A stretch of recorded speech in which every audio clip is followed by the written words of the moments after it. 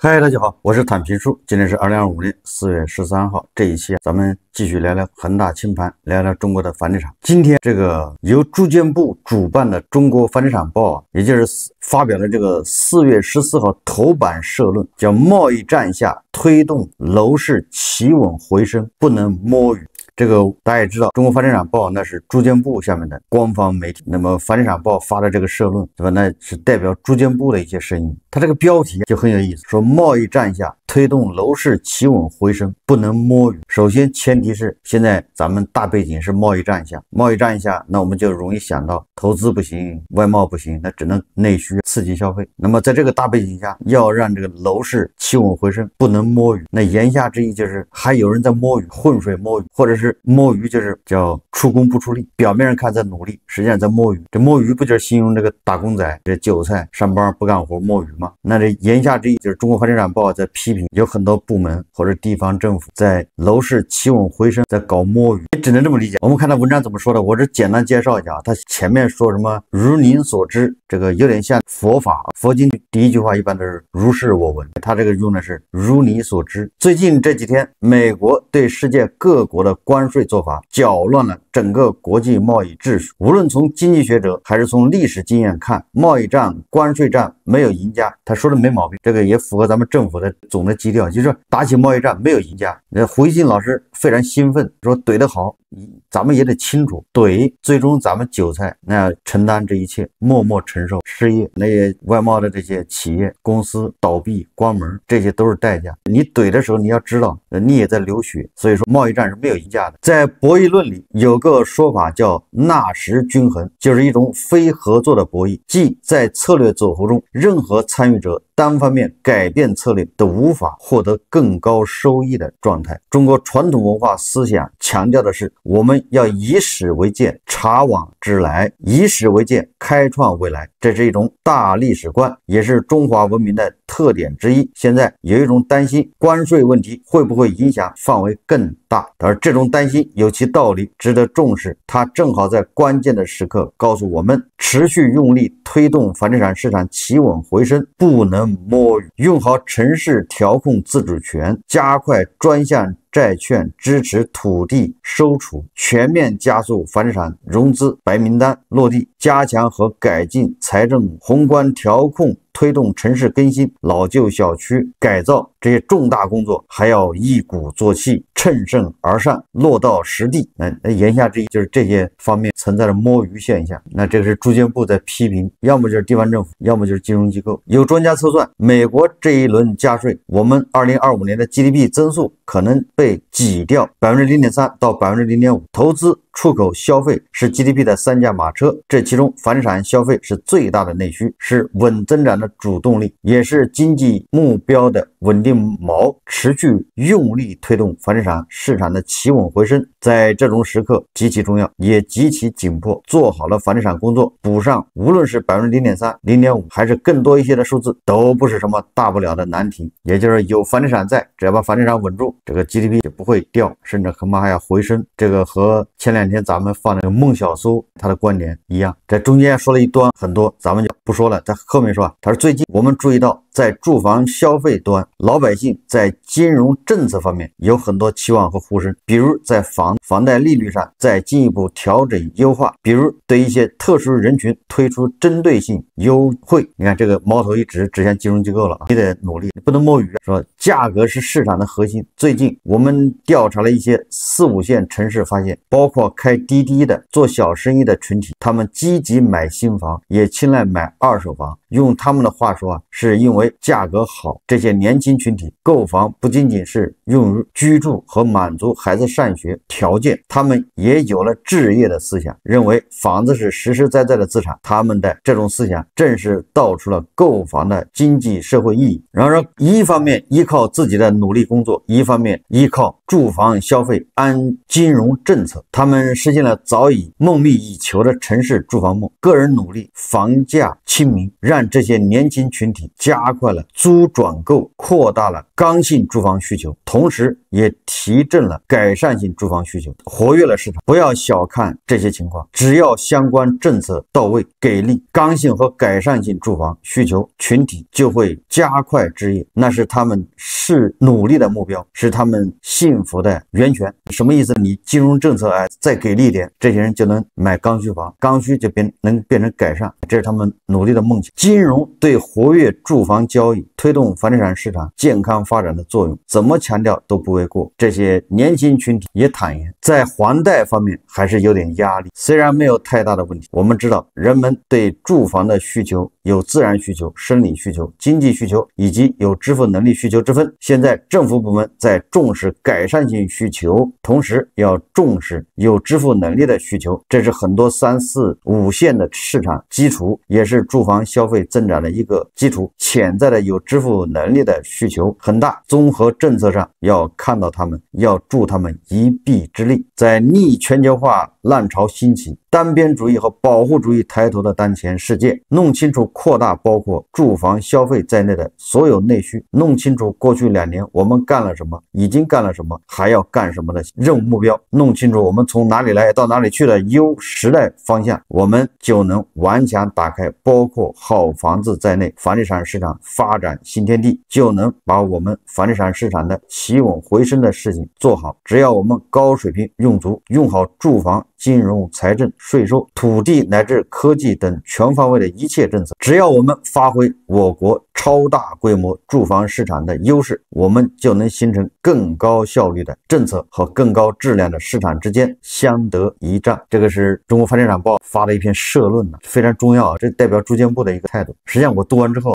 简单的说住建部向央行喊话，赶紧降息吧，就这么简单。央行不一直说吗？我们要择机降准，那现在都已经4月中了，还没有降。房地产报喊话，你赶紧降，那么多人等着买房，你利息还不降，人家负担还是有点。那怎么说？银行降息肯定有利于这个房子的销售，但是这个力度能有多大呢？这些刚需房、韭菜买房，他现在不买，难道仅仅是因为利息高了一点吗？利息高它不是主要原因，主要原因还是韭菜的收入这个不及预期，韭菜对房地产的这个信心没有办法好起来。我觉得这个是主要原因，因为现在韭菜他很难相信说我现在买房5年以后它能涨50%，而且还能卖掉。如果你能告诉我这一切是板上钉钉，肯定能做到，你能让我相信，那我肯定就去买房呀，对吧？5年以后就能涨50%，那我不买房我干啥？问题是你怎么让人相信？我们怎么可能又回去走老路呢？穿新鞋走老路，它是个怪圈。如果你一旦让我相信了说5年以后会涨50%，那大家都会来把钱往房地产里扔，又会像10年前那样的狂炒房子，房价在短短时间内它就不是50%了，可能要涨500%，因为热钱全部进来了，大家就不会把钱存公行了，傻还差不多，玩命的去借钱买房，买1套买3套，因为5年以后保涨吗？50%吗？实体企业它已经不搞实体了，什么对美国出口贸易，哪有炒房子来得快啊？你看看是不是又回到过去老路上？所以你就没有办法告诉人家说5年以后必涨，5年后涨不涨你自己判断。那我们自己判断，那就得出个结论，就是5年以后不仅不涨，恐怕还要跌。那既然要跌，为什么买房？谁愿意现在100万的房子5年以后变成50万？你这5年能挣着50万吗？那所以说这个房子卖不动，利息只是一方面。我想如果利息越低，当然肯定有很多人他就买房子这种需求这种动力更强一点，但它不是主要原因。2020年的时候，那个时候按揭贷款是6%几，那不照样好多人去买吗？拦都拦不住啊！等那边恒大暴雷了，这边还有人在那大破脑袋去抢房子，那个按揭贷款是6%几，为什么人们这么疯狂呢？他不认为这房价还要涨吗？所以我觉得房地产是两难，现在唯一的办法就是让它初心，就是什么意思？房价必须到一个合理的地步，让韭菜心甘情愿愿意去买房。韭菜认为这个房价跌到这儿差不多了，再跌我也能扛得住，如果不跌那更好，如果涨那就烧高香了，那韭菜他就愿意买了。所以你的房价必须到一个合理的地步，这个合理到什么程度？就是韭菜的收入跟房价能匹配上。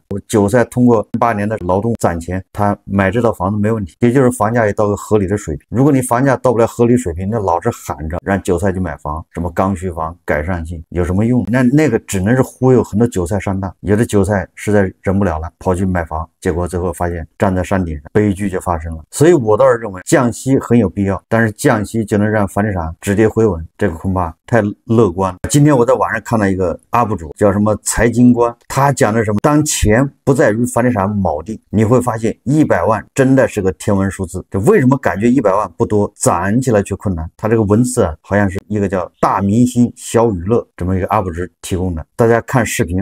当前不再与房地产锚定，我们会发现100万真的是天文数字。过去那个房地产烈火烹油的时代，让许多人包括我在内失去了钱的概念。我处于房地产相关的边缘行业，也没吃到什么房地产行业红利，最多是那几年换工作比较容易罢了。但是我是切切实实经历过那个疯狂的年代的。郑州西四环外，几乎到荥阳的项目开盘，一辆又一辆载满客户的大巴车直接开往售楼部，8、9千的开盘价格引得众人哄抢。一套动辄100万的房子，在人们眼里与菜市场上几10块的猪肉没区别，大家也不挑了，不管肥瘦，也不嫌弃户型多奇葩，只要能抢到手，就是喜大普奔的事情。如今7、8年过去了，这个项目4、5千的二手房挂牌价格，似乎在嬉笑着当年的疯狂。好在因为单价低，即使房价几乎腰斩，赔掉的大几10万，看起来才没那么触目惊心。但在1线城市，房子总价高，一旦跌起来，就是以100万起步了。搜索小红书，房价跌几10万、上100万的比比皆是。许多人手中房产的价值，甚至不足以偿还剩下的银行贷款。也就是说，首付和以偿还利息赔进去不说，把房子卖了还要倒贴银行钱。从2022年开始，无论是1线还是2、3线城市，二手房价格都经历了惊人的降价潮。可以说，2016年以来的购房者，大多数都没享受到期望中的房产增值，基本都处于少赔或多赔的状态。真正可怜的就是那些买在高位的接盘侠了。这些刚需购房者何其无辜！当潮水退去，我们对100万这个数字也就有了更深刻的理解。普通人要攒多少年才能攒够100万？我问了 DeepSeek， 普通家庭1年能攒的钱大致在2万至8万之间。100万是很多家庭一辈子都攒不出来的钱。同时，许多人忽视了一点，普通工薪家庭的挣钱能力并不稳定，一般25至40岁之间达到家庭收入顶峰之后，就很可能面对失业、养老、教育等压力。所以说，攒100万真的比你想象中难得多得多。100万的购买力有多惊人？以一个人每月饮食消费2000元为例，平均每天约70元，这个标准不算低了。100万能购买一个人几乎40、50年的食物。以一个成年人每月4000元的生活费来算，100万能让他不用工作，在家躺平20来年，没有考虑通胀，所以也不考虑利息收入。朋友圈一个爱好旅游的富家女，喜欢满世界打卡，这么多年打卡了世界20、30个国家，从撒哈拉沙漠徒步到马尔代夫潜水，从美国西部自驾到墨西哥度万圣节，所花费的金额也不过80万加而已。可想而知，100万可以让你开启一场环球旅行。世界魔幻的地方在于，100万用来衡量大宗商品时，它很值钱；但是面对在房地产时，100万似乎不是钱了。当房地产泡沫逐渐破灭，你会发现新房市场逐渐在抛弃刚需客户，也就是说，那些承受不住100万以内价值波动的客户，已经不在开发商的考虑范围了。以2线城市郑州为例，郑州主城区市场上推出的新产品几乎起步120平方米，总价300万起，主打的就是一个改善。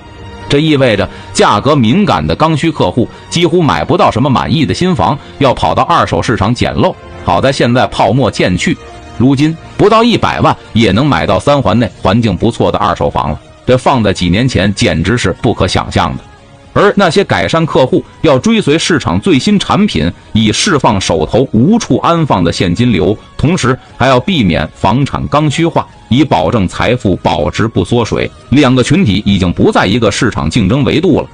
上海市场则比较特殊，几年前流行的先上车后置换逻辑已经站不住脚了，无论是远大新还是老破小，置换难度都大大增加了。前领导在上海松江区有一套品质不错的大户型商品房，10年前购入总价大约300万，贷款已经还完。近2年为了孩子上学，一直想置换到中环内，但没有如愿，因为他的房子最高点曾涨到过600多万，如今市场价格大概在400、500万，他错过了高点，置换成本大大增加。如果置换1000万左右的房子，贷款量要直接增加100-200万，压力大增，所以他干脆放弃了置换，把房子出租了出去，又在中环内租了一套房子住。内环内老破小价值也大幅下跌，几年前动辄200-300万的老破小，现在甚至100多万就能拿下。这些内环老破小主力成交人群是单身未婚女性，100多万的价格让他们在上海有了个可以落脚的家，房贷几乎和房租冲抵，似乎也是个不错的选择。但是现在上车内环老破小也是有风险的，谁都不愿意当击鼓传花游戏中那个倒霉的最后一棒。所以上海市场成交主流是中环附近的次新房，当然真正有实力的客户还是在选择内中环的新房，这些1500万加起步的好房子就不在普通人的考虑范围内了。在这个云谲波诡的时代，普通人不要乱买房，就赢了99%的人。这个是一家之言，说的对错大家听一听。确实我们现在因为受这个社交媒体影响，动不动多少个 W， 好像这个多少个 W 唾手可得，非常容易。但是我们不能这个否认，对有的人来说几个 W 那确实不多啊。你比如说加州老师，那900个 W 那不也是小意思吗？确实。所以说这个社交媒体它有个好处，确实让人感觉到好像几百个 W 钱是不多，但是具体到自己身上，你就发现连1个 W 都很困难。还有时过境迁，此一时彼一时。那曾经王首富说了，1个亿都是小目标。现在对王首富来说，你让他赚1个亿，大家都鼓励他，说你先实现1个亿的小目标。当年他1个亿的小目标，那对他来说那叫毛毛雨。那现在费了9牛2虎之力，他也完不成。要能完成，他就不至于现在这么难了。你看，同样的一个人，他也不是随时都能解决。我们普通的韭菜，你靠你的工资收入，你要攒100万，那简直是比登天还难。我们就按你月薪1万来算，某些超市清洁工、理货员这个工资是将近1万吧，我们就按1万算。你1万块钱到手，1年12万。我们假设你是把税扣掉了，个人所得税不交了，社保也交完了，什么都扣掉之后，你到手1万，这绝对在全国是高薪，你已经超过了98%的人，这绝不含糊。你把个税还把养老保险、公积金什么全扣掉，你发了你卡人能发1万块，你绝对是战胜了98%的人，那恐怕不止，战胜了99%的人，你是百里挑一，你是最靓的仔啊！那你1年到手也不过是12万，你省吃俭用能省5万，你总得花钱。你说你到手1万块，你不能真的吃2个馒头1包榨菜吧？各种应酬、各种交通、住宿、服装，你1个月到手1万块，你不能太寒碜了。同时还聚会，对吧？父母还得孝敬，同学还要借钱，所以说你能攒5万或者攒6万，攒一半，你能攒下6万。你看就这样的收入的人，他要攒100万，那也得15年以上，你算算。所以看上去100万不多，实际上如果抛开房地产，你这100万真的是很难。那为什么说跟房地产搞在一块，你100万就容易了？因为很简单，你加了杠杆，你首付15%。为什么房价上涨的时候很多人就付了？就因为他首付20%，但是那房子是500万，他首付100万，然后贷款400万，房价涨了1倍，那房子变成1000万，他净赚500万，实际上他只出了100万的钱，就这概念啊，净赚400万的，都是银行给你加了杠杆，然后赶上这个好时代，房价在涨，你赚钱了，这个比你工资性收入那不可同日而语。但是这样的好日子过去了，你想再这么赚钱，你只能赔钱了，把你首付赔掉，不用房价跌一半，房价只要跌15%，你首付就没了，再跌，你那房子已经不值钱了，银行的这个贷款你都覆盖不了，你的房子的残值都覆盖不了贷款，你就变成个负资产，你那个负资产那个窟窿靠你工资去还，你已经还不了，所以基本上你就成了个废人。这就是为什么最近搜狐的张朝阳他不厌其烦的告诫年轻人不要借贷，不要用杠杆，不要借钱。大家看视频就不要乱花钱，好吧？不要欠债，不要花钱，把钱存起来好吗？一个健康的生活，而没有任何的欠债负债的压力，没有这种精神的压力，你才能够轻松的去思考你人生要干嘛，对不对？所以说不要就是说，哎呀，这个我要急功近利的，我要做个什么投资啊，或者买个什么东西啊，还要贷款买东西，完全没必要。这个张朝阳，人家作为这个21世纪初的大佬，当年搜狐在互联网里面那也是呼风唤雨。张朝阳早就财富自由了，张朝阳好像也是个天才，所以他现在你看他已经脱离这个就是学校这么多年了，他还居然讲物理，那物理公式人家给你讲的头头是道，就说明这个人以前上学的时候绝对是个学霸，我毋庸置疑。他在现身说法，建议年轻人不要借贷。我们也要考虑到这个张朝阳说话，他不敢说的太明确啊，他只能说你少借钱，你有多少钱钱花多少钱，不要欠债。这个和咱们3年前到现在说的道理是一模一样的。这个不客气的说，叫英雄所见略同。3年前咱们就说了，你要把你的贷款全还掉，把钱存工行，你的人可以，不能骗你的钱。那跟张朝阳这个说法不是完全一致吗？张朝阳可不是在一个场合这么说，他在好多地方都这么说，年轻人不要借钱。为什么？因为他不能把这事说明白。实际上现在这个经济在下行通缩，所有的资产都在缩水，你只要把钱变成资产，那你就相当于你的在缩水。贷款实际上就是你看借钱，实际上你就把人民币借出来变成资产，你这还是好的。你把借出来钱花掉，那就更厉害了。你这边借的钱它是不变的。然后咱们一直说这个贷款它是刚性的，负债是刚性的，资产是弹性的。资产恐怕在缩水，你的负债它是不变，这边你的收入是在变的，你的工资在下降啊，但是你的负债不变，你想想你是什么个后果？你就发现你还钱越来越难。刚才咱们也说了，你看一个很优秀的人，每个月发到自己手上银行卡里能发1万块的这样的一个人，他想攒100万也得要10几年、15年以上的，还得节约点，大手大脚的你根本攒不下来，这就是现状。所以很多人受社交媒体的影响，认为1年50个 W， 1年100个 W 很容易。司马南老师容易，胡锡进老师容易，但是咱们韭菜就是不容易。所以说在这种背景下，是不是韭菜买房他就更得慎重？因为买房你毕竟要贷款，你说你已经有了买房的钱，我都不用贷款，那你是消费可以消费，买贵了买便宜了都没什么大事。如果加杠杆，如果贷款，很有可能让你破产，你很难翻身。所以我们再回到房地产报说的，金融机构